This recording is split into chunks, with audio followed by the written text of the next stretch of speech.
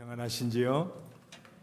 옆 사람하고 인사 한번 하실까요? 평안하신지요? 평안하시기 바랍니다. 우리는 주님과 함께하는 삶입니다. 주님 주시는 평안이 가득한 그런 삶을 살고 있는데 늘 그 삶을 누리시는 우리 모두가 되기를 바랍니다. 목사님들이 쓴 글들을 모은 책을 보았는데 오래전에 수요일에 한번 소개해 드렸습니다마는 그 글에 보면 교회에 출석한 지 얼마 안 된 교인이 병원에 입원을 하게 되었고 또 그 입원한 환자를 목사님이 신방 가는 그런 이야기가 기록되어 있습니다. 목사님은 이제 교회 나온 지 얼마 안 된 교우가 입원을 했으니까 마음이 무거웠어요. 왜냐하면 우리 대부분 그렇잖아요. 초신자들은 교회에 나갈 때 뭐가 문제가 잘 풀려지고 좋은 일이 있으면 하나님이 도와주는가 보다 이렇게 생각을 하고, 교회에 처음 나갔는데 갑자기 우환이 생기면 교회 나가서는 안 되는가 보다 이런 생각을 하잖아요. 그래서 신방을 갔는데 마음이 무거운 거예요. 그 일로 인해서 시험에 들어서 교회 안 나올까 봐서. 여러분 목사의 마음 알긴 아십니까?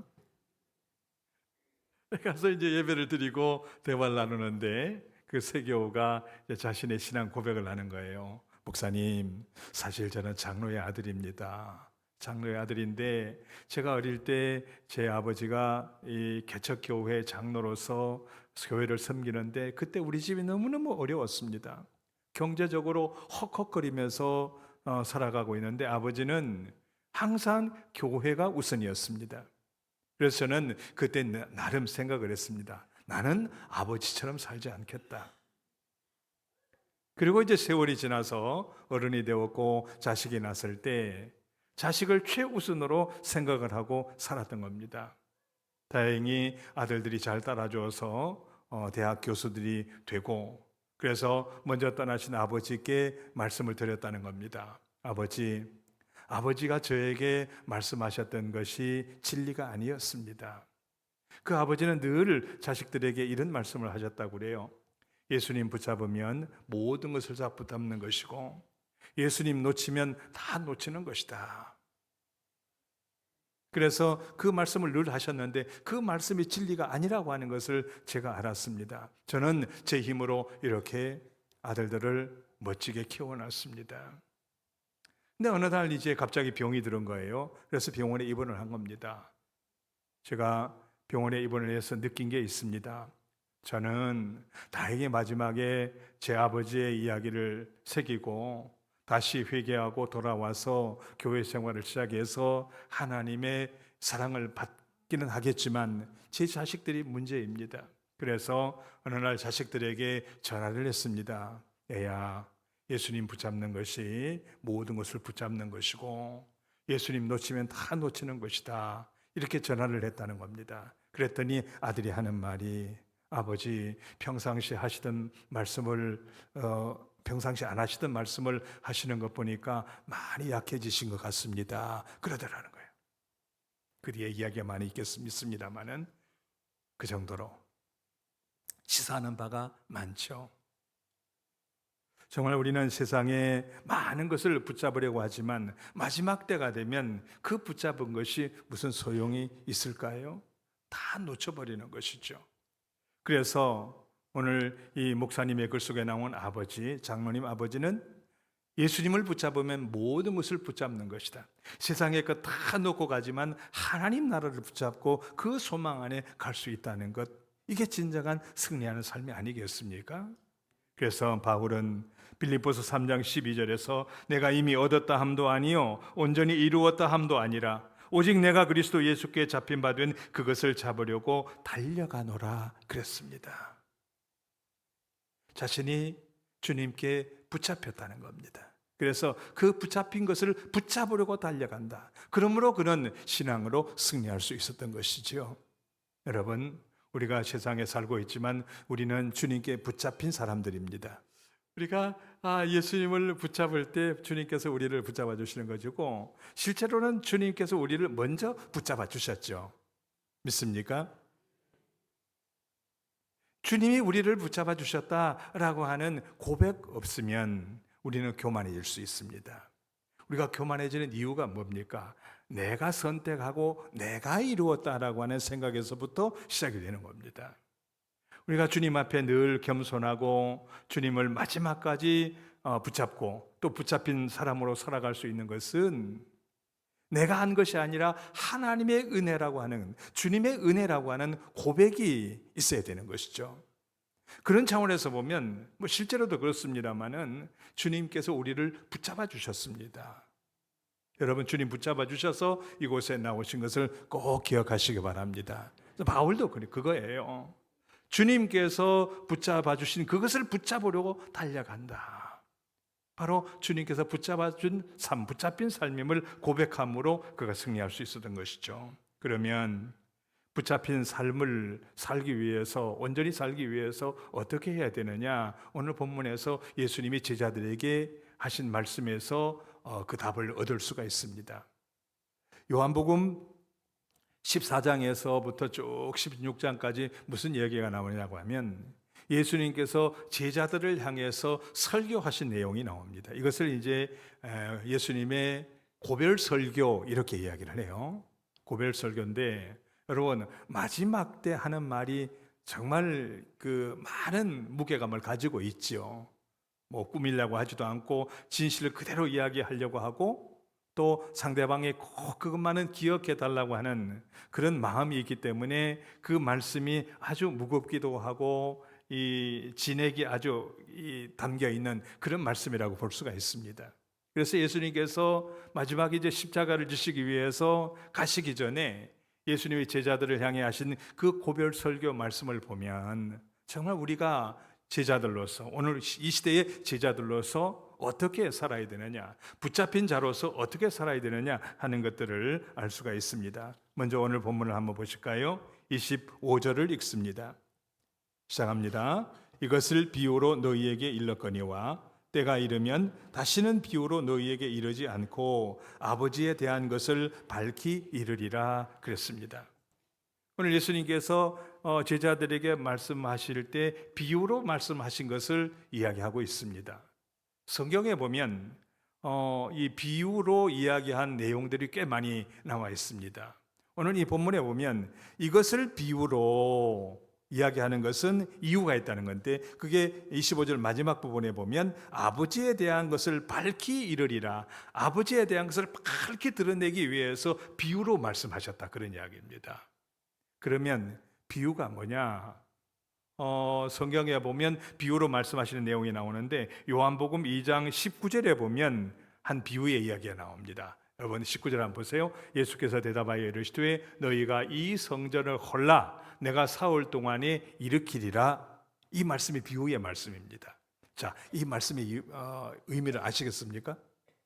우리는 하도 설교를 많이 듣고 성경을 많이 보니까 알지만 당시 사람들은 그게 무슨 말인지 잘 몰랐어요. 그래서 요한복음 2장 20절에 보면 이런 이야기를 합니다. 유대인들이 이르되 이 성전은 46년 동안에 지었거늘 네가 3일 동안에 일으키겠느냐 하더라 그랬습니다. 실제로 그렇죠. 예루살렘 성전을 이 46년 동안 지었습니다. 그런데 예수님은 다 헐어봐라 내가 사흘 만에 짓겠다 이렇게 말씀하시니까 이해가 안 되지요. 이게 이제 비유입니다. 사실은 그 비유의 내용이 요한복음 2장 21절 22절에 나옵니다. 그러나 예수는 성전된 자기 육체를 가리켜 말씀하신 것이라. 22절 죽은 자 가운데서 살아나신 후에야 제자들이 이 말씀하신 것을 기억하고 성경과 예수께서 하신 말씀을 믿었더라 그랬습니다. 그런데 저 믿었더라고 하는 것은 단순히 알았어 그때 바로 이 말씀하신 거구나 그게 아니라 철저하게 믿었다 그런 이야기입니다. 절대로 그 믿음은 변하지 않겠다라고 하는 각오가 묻어있는 믿음이라고 하는 말입니다. 성전을 헐라 3일 만에 짓겠다. 나중에 제자들이 알고 보니까 예수님의 몸을 이야기하는 거구나. 이 성전의 의미가 뭘까요, 여러분? 성전은 하나님이 계시는 곳, 하나님을 만나는 곳입니다.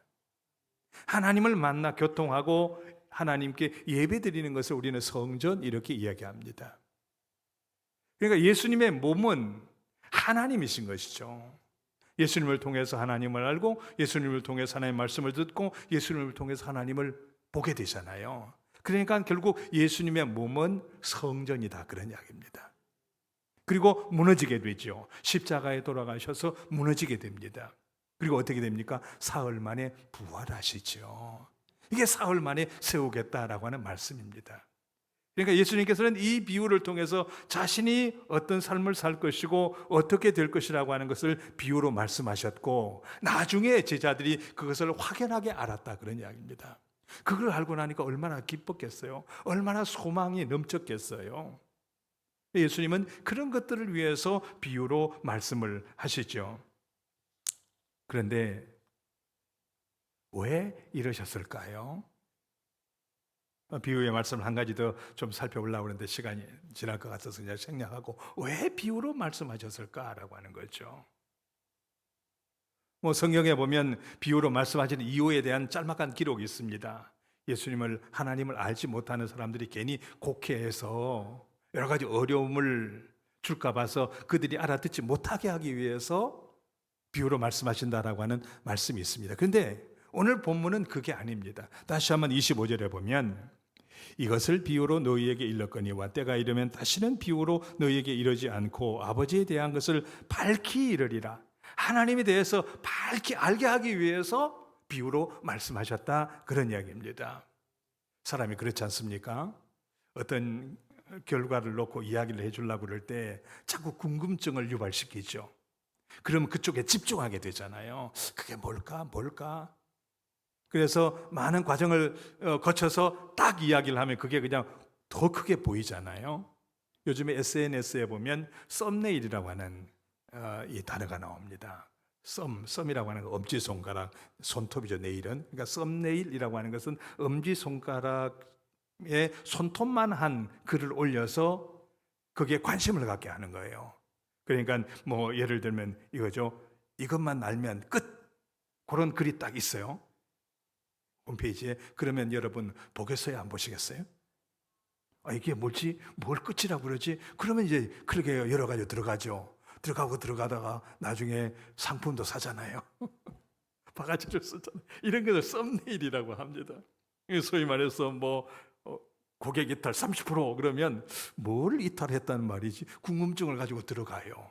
그래서 끌려 들어가죠. 그러니까 일종의 이 상술도 그 예수님의 비유에서 따온 게 아닌가, 배운 게 아닌가, 이런 생각을 해봤습니다만은, 어찌됐든 예수님께서도 하나님에 대해서 더 분명하게 알고 그 하나님이 내 아버지라고 하는 것을 온전히 고백하게끔 하기 위해서 이런 비유를 쓰셨다라고 하는 것입니다. 그렇다면 오늘 본문이 말하는 비유는 뭐냐라고 하는 거죠. 앞서 말씀드렸습니다마는 이것을 비유로 이렇게 하면서 마지막에 아버지에 대한 것을 밝히 이르리라. 아버지에 대한 것을 제대로 알게끔 하기 위해서 그렇게 하셨다는 거죠. 네, 예수님께서 살아생전에는 그렇게 이야기하시지만 나중에는 자동적으로 알게 될 것이다. 그때 너희들이 좀 감동하고 그 안에서 살라라고 하는 그런 의미가 있는 거죠. 다시 한번 25절에 보면, 때가 이르면 그랬습니다. 때가 이르면 다시는 비유로 너희에게 이르지 않고 아버지에 대한 것을 밝히 이르리라. 그 때가 언제일까요? 성령님이 임하시는 때죠. 그러니까 예수님의 사랑이 한순간에 끝나는 것이 아니고 영원히 이어짐을 이야기하고 있습니다. 하나님의 사랑은 여러 가지 과정을 통해서 계속 증거되어지고 계속 확인되어진다는 이야기입니다. 그러니까 지금 상황에서 조금 어려움이 있다 할지라도 거기에 멈춰서지 말고 인내하면서 기다리면서 사모하면서 달려가라는 거죠. 실제로 제자들의 이 예수님 이후의 제자들의 삶이 어땠습니까? 고난의 삶이었습니다. 거의 십자가를 지고 다 죽거나 순교를 당하지 않았습니까? 그렇지만 그들은 그 죽음에, 그 고통에 굴복하지 않았습니다. 왜? 예수님께서 그 하나님에 대한 것을 분명히 일러주셨기 때문이고 확인했기 때문입니다. 그 확인의 때가 언제였습니까? 성령님이 임하실 때였죠. 성령님이 임함으로 그들이 두려움 가운데 있었지만 그 두려움을 뛰어넘게 됩니다. 우리 하나님이 바로 이런 분이구나. 우리 예수님이 바로 이런 분이구나 하는 것을 확실하게 깨닫게 되고 죽음을 뛰어넘어서 붙잡힌 바 된 그것을 향해서 달려가는 것을 볼 수가 있습니다. 여러분, 오늘 우리가 사는 시대에 특별한 박해, 나타나는 박해는 없습니다. 적어도 우리 한국 교회에서는. 물론 많은 이념이나 사상들이 도전을 하고 있죠. 사탄은 끊임없이 괴략을 꾸미고 있죠. 그러나 적어도 현실 속에 나타나는 박해는 없습니다. 그렇지만 사탄의 유혹은 끊임없이 이어진다고 하는 것을 기억해야 합니다. 그래서 어떤 상황 속에서도 우리는 굳건히 서기 위해서 절제하고 구별된 삶을 살아야 되는 거죠. 여러분, 요즘에 우리가 말을 그렇게 이용하고 도구로 삼지 않습니다만, 과거에는 전쟁 무기죠. 기마병 얼마나 대단했습니까? 그래서 말이 중요했고, 또 농사를 짓거나 물건을 옮길 때 말이 얼마나 유용한 도구가 됐었습니까? 그래서 명마, 좋은 말을 갖는 게 그 당시 사람들의 로망이었습니다. 그래서 어떤 사람이 정말 명마를 구하고 싶어서, 물론 재력이 있었겠죠. 그래서 세계적인 명마라고 이름하는 말들을 100마리를 샀답니다. 그래서 그 중에서 명마를 더 고르려고 일을 한 거예요. 우리를 저 강이 보이는 근처에다 우리를 지어놓고 거기에 우리 안에 계속 먹을 거리를 주는 겁니다.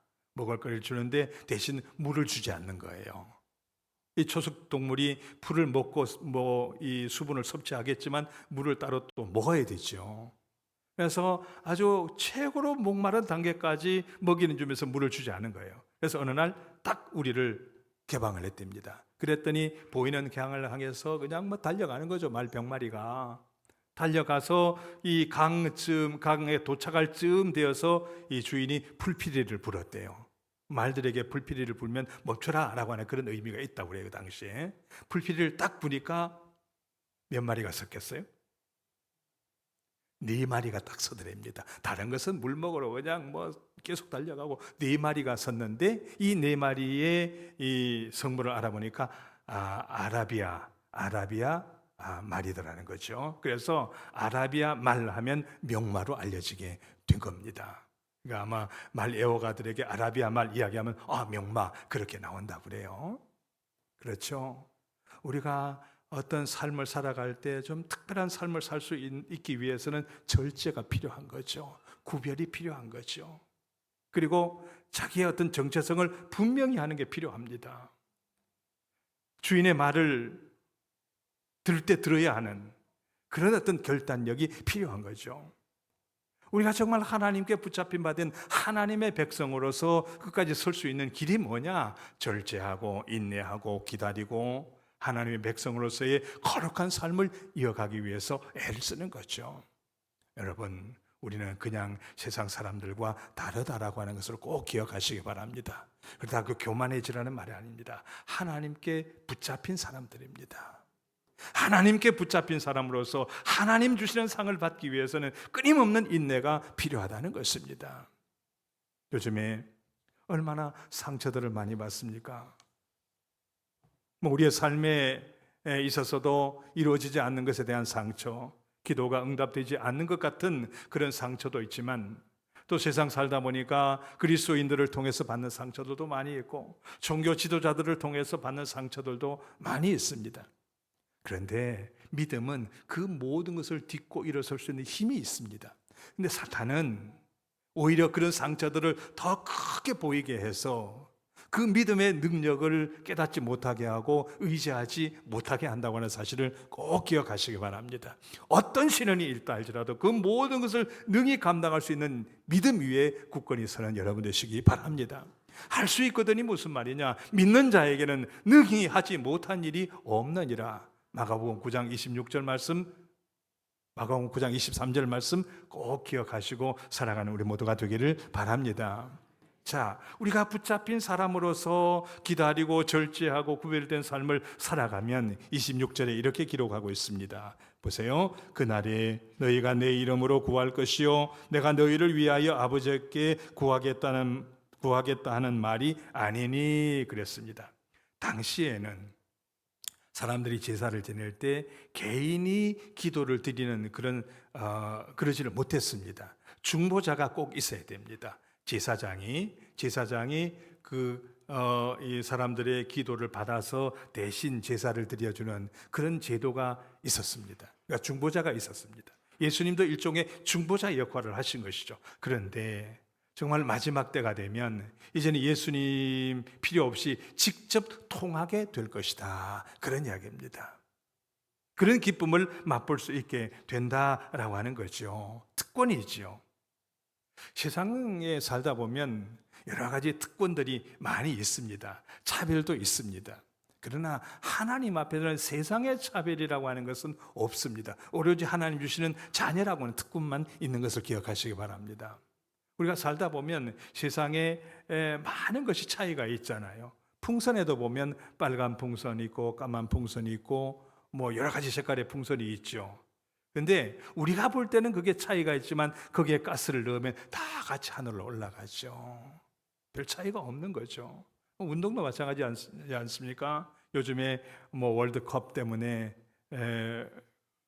서로 뭐 여러 가지 이야기를 나누는 것을 봤습니다만은 운동 경기 중에 보면 많이 쳐야 이기는 게 있습니다. 그게 뭡니까?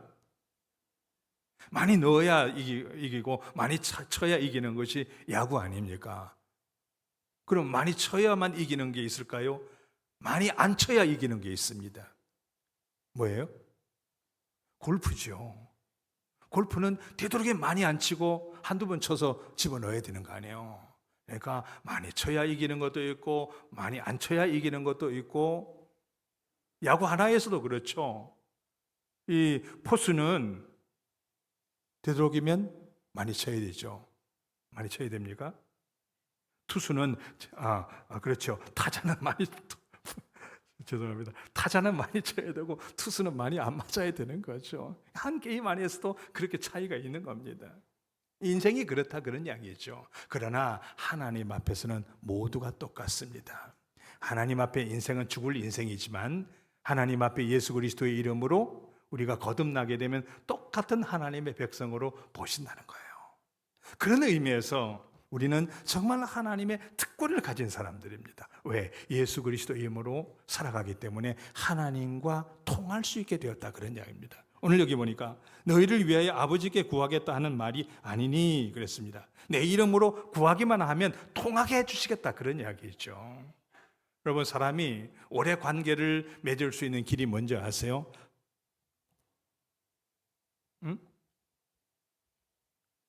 서로 잘 통해야 되는 거죠. 그렇지 않습니까? 내 고집 세우면 이게 관계가 잘 맺어지지 않아요. 그렇지 않습니까? 잘 관계 맺는 사람 보면 서로 소통의 기술이 있어요. 물론 뭐 자기 생각 없는 사람이 어디 있겠어요? 상대방을 이해해주고 입장을 고려하고 그래서 그 관계를 잘 맞추어 갈 때 거기에 소통이 있고 관계가 이루어지는 거죠. 사람과의 관계도 마찬가지고 부부와의 관계도 마찬가지 아니겠어요? 그냥 맞춰주고 져주는 거죠. 그럴 때 소통이 되는 거죠. 그럴 때 그 관계가 오래도록 지속이 되는 겁니다. 하나님도 마찬가지입니다. 하나님께서도 우리를 자녀 삼아 주시기 위해서 우리에게 맞춰주시잖아요. 회개하라 안 되니까 독생자 예수 그리스도를 통해서 십자가를 지게 하심으로 소통의 관계를 열어가십니다. 그것도 잘 안 되니까 성령을 보내시잖아요. 그래서 잘 통하지 않는 것을 통하게 만든 겁니다. 그 증거가 뭡니까? 오순절날하게 임한 성령의 역사 속에 방언의 역사입니다. 원래 다른 말을 하고 있었는데 방언을 통해서 하나가 되는 거죠. 소통을 의미하는 거죠. 여러분, 우리가 붙잡힌 백성으로 살아가게 되면 성령님이 우리를 감동케 하셔서 하나님과 통하게 하신다는 겁니다. 마음껏 하나님의 아들로 살아갈 수 있게 하신다 그런 이야기죠. 그러므로 얼마나 큰 특권을 가진 사람들입니까? 여러분들은 하나님과 통하는 하나님의 거룩한 백성임을 꼭 기억하시기 바랍니다. 그럴 때 우리가 세상의 것을 뛰어넘어서 살 수 있게 되는 거죠. 자, 그렇게 되면 27절에 이는 너희가 나를 사랑하고 또 내가 하나님께로부터 온 줄을 믿었으므로 아버지께서 친히 너희를 사랑하심이라. 하나님께서 우리를 사랑하신다는 겁니다. 이게 그저 상투적인 그런 구절 같지만 놀라운 겁니다.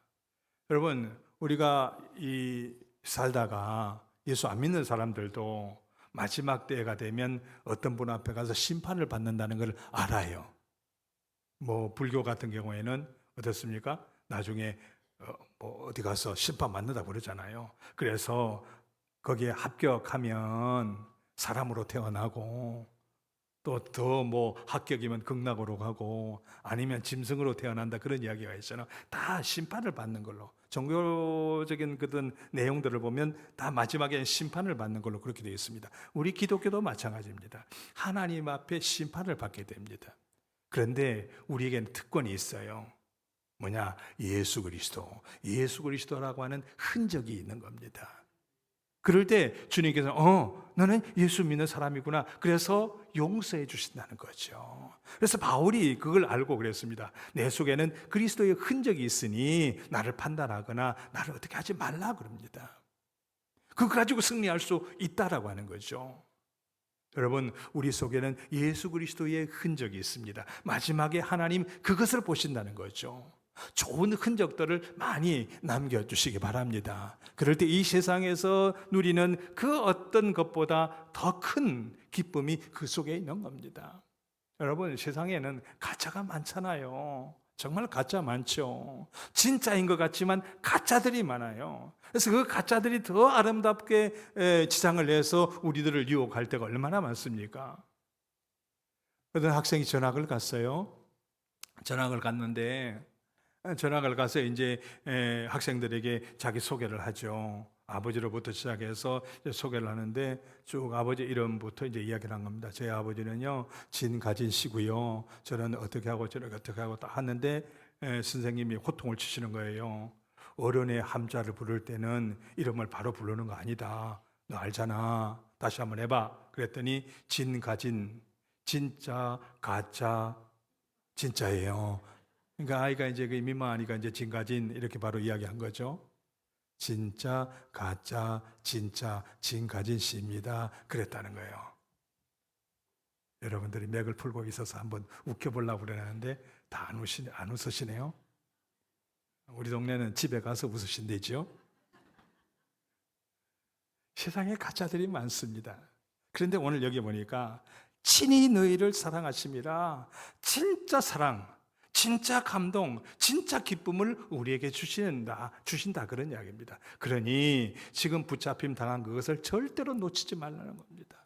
앞으로 많은 환난이 있고 고난이 있지만 제자로서, 그리스도인으로서, 하나님의 백성으로서 마지막까지 절대로 그거 놓치지 말고 붙잡고 있으라 라고 하는 것이 예수님의 고별 설교 중에 제자들에게 하신 말씀입니다. 오늘 우리에게도 하시는 말씀입니다. 진짜를 우리가 보기 위해서, 진짜 사랑을 받기 위해서, 정말 죽어지는 것이 아니라 영원한 삶, 진짜 삶을 살기 위해서 붙잡힌 바 된 그것을 붙잡으려고 달려가시는 우리 모두가 되기를 주의 이름으로 축원합니다. 기도하시겠습니다. 은혜로우신 하나님, 세상을 살다 보니 세상의 것에 매혹이 되어서 세상의 것으로 거룩한 것을 훼손할 때가 많음을 고백합니다. 다시 한번 돌이켜서 속된 것으로 거룩성을 훼손하는 일이 없도록 이끌어 주시옵소서. 우리를 붙잡아 주신 그 사랑, 그 진실한 사랑에 기대어서 인내하며 절제하며 소망하며 살아서 마지막 주시는 하나님의 그 진실한 사랑을 온전히 받아 누리기에 부족함이 없는 우리 모두 되게 하였으기를 원하옵고 예수님의 이름으로 기도드리옵나이다. 아멘.